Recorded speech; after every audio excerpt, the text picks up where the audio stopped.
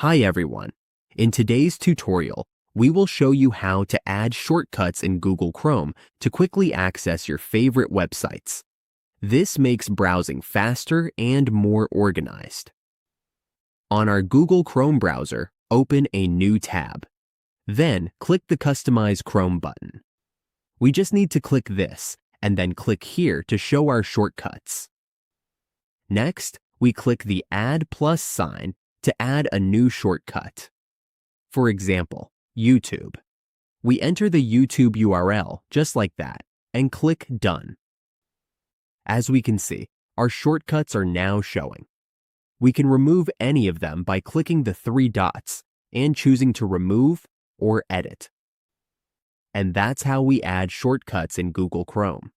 Our most used sites are now just one click away.